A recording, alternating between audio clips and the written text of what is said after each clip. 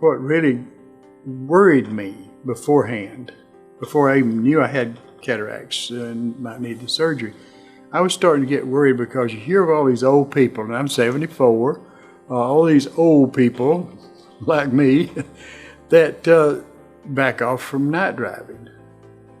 Well, it started bothering me when I would be on a road that didn't have bright white borderline on the highway and yellow line in the middle, and it was raining.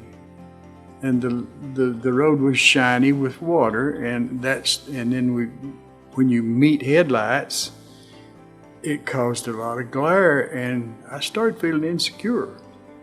And I was worried because I knew just changing my contact prescription was not going to make that go away. And it hadn't dawned on me that the cataracts really were what was causing. At my church, I have probably a dozen friends that had used Dr. Patel for cataracts. Very good reference. They had done well, so I said, I'll go to Dr. Patel. I have been wearing monovision contacts for many years, which for people who don't realize what they are, you see up close with your left eye, in my case, the left eye, and you see distance with the right eye, and the brain adjusts in between. I was worried that I would lose that I'd get cataract surgery, go back to my normal eyes, not be able to have the reading up close of distant vision. Dr. Patel explained to me that he could put in what they call toric lenses. It's a little extra cost, but toric lenses that do exactly the same thing. That I read with my left eye, I see far off with the right eye, and the brain adjusts in between. So I was really happy to hear that was possible. And they also can correct astigmatism, which I've had for a long time, with those same lenses.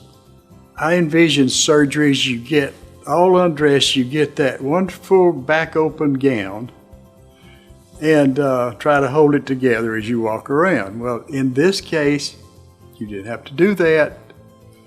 They put heart monitors on you, things like that, but that same chair, you never leave it.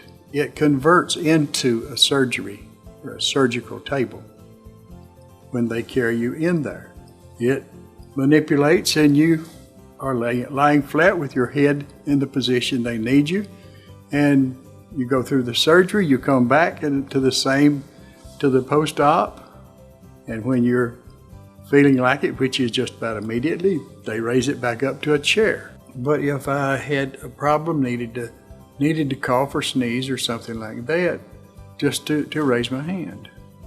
And so I felt everything was under control. I received a phone call that night from him asking how things were going.